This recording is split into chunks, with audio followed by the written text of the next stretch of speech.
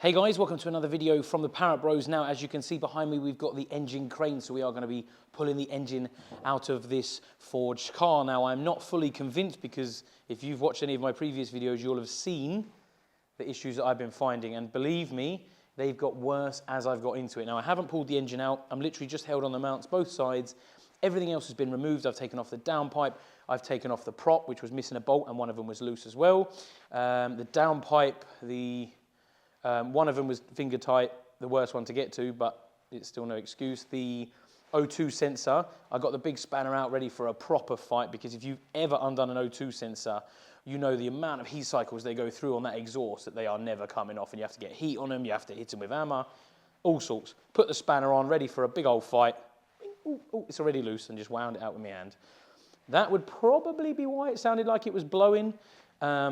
And I mean, this engine hasn't been fitted that long ago. The turbo is new.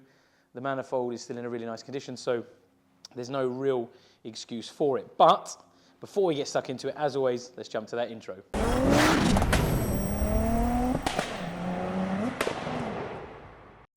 Okay, so now we're going to be removing the engine from this forged car. Now, I have already had the sump off because I literally couldn't wait to borrow this engine crane to have a look. I've drained all the oil, took the sump off, and I've found forged rods. Now, I don't know who they're made by, but they're definitely not original, so that is a little bonus in the right direction. However, it was supposed to have JE pistons. It does not. It has the factory pistons, which, of course, are forged. However, it's not what I'm sold. So we're going down a path. I mean, it's had some work done, so we're going to see. I really want to see if it's got valves. Now, the exhaust valves will look differently. I probably won't be able to tell if it's got springs, but if it's got different valves, there's a good possibility that it's been built reasonably right. We are going to go through it somewhat because you just don't know. Now, I'm going to be using this borrowed engine crane.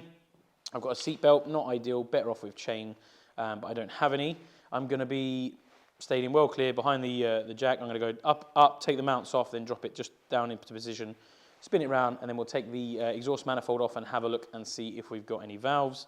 I'm just going to be taking the engine mounts off of the chassis arms. Everything else should already be done, but what I would recommend is making sure, because there's always something left plugged in. Obviously, I've got my loom all out to one side. Out the way, I've taken the downpipe off, I've taken the prop off, the subframes off, there's nothing in the way.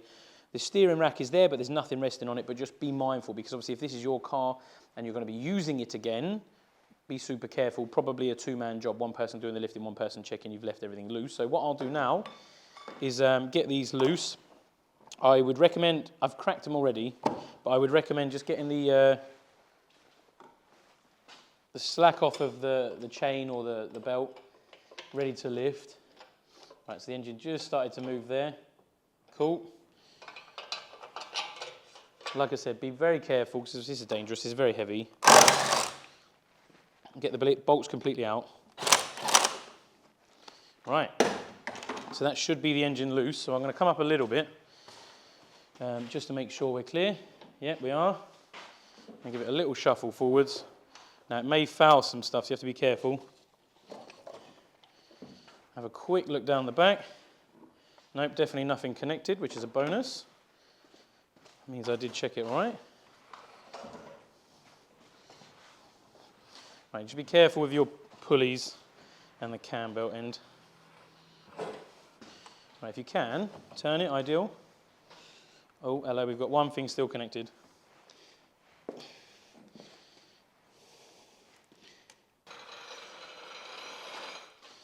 And it's out, free as a daisy. Right, now the fun begins, and we get to see whether it is really forged or not.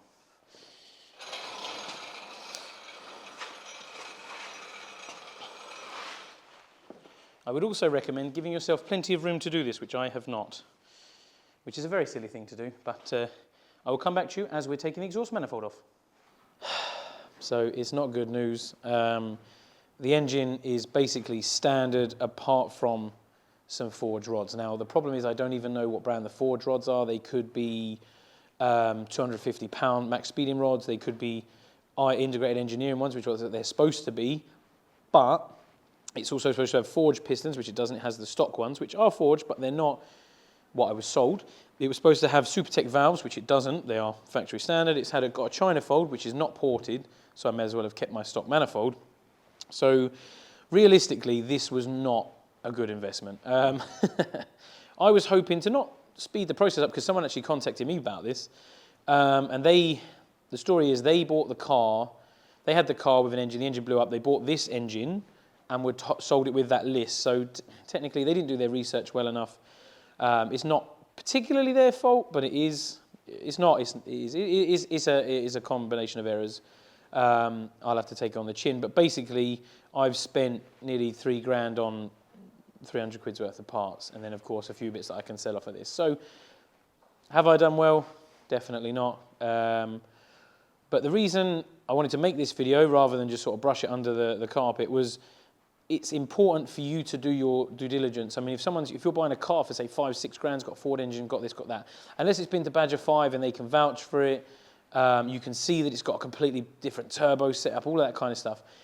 Just say to them, look, can we pay to take it to your mechanic? We'll take the sump off, maybe an hour's labour, 2 hours labour, a couple of £100, and it will save yourself 4, 5, 6 grand, and the fact that you're going to buy something that's not as advertised. Because, I mean, yeah, I've got a spare engine, but now I'm going to have to go through it because nothing in there is what it's supposed to have been, apart from the rods.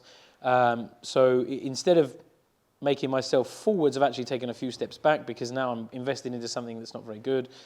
And I'm going to have to invest more money to get it back to where I want it to be, rather than just buying an engine, checking it all, maybe doing a timing belt, and then throwing it back in again. So now I'm going to have to put this on a stand, get it stripped down, because I can't believe anything.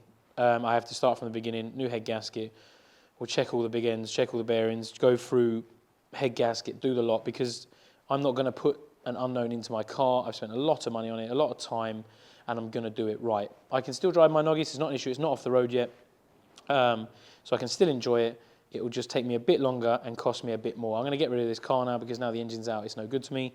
The Noggy engine is tired because it's done a couple of 100,000 miles, so this would definitely breathe some life back into it. However, it's not where I want it to be. I need some exhaust valves and springs, Supertech ones. I'll probably not bother with pistons because for the power I'm going to want, it's absolutely fine, but definitely going to go through it and refresh it. I hope you found that interesting. It's been a tough video to make because obviously what I found is it's not great. A week before Christmas, very annoying, but I shall keep on. What else can I do, eh? But until next time, guys, thanks for watching. Bye for now.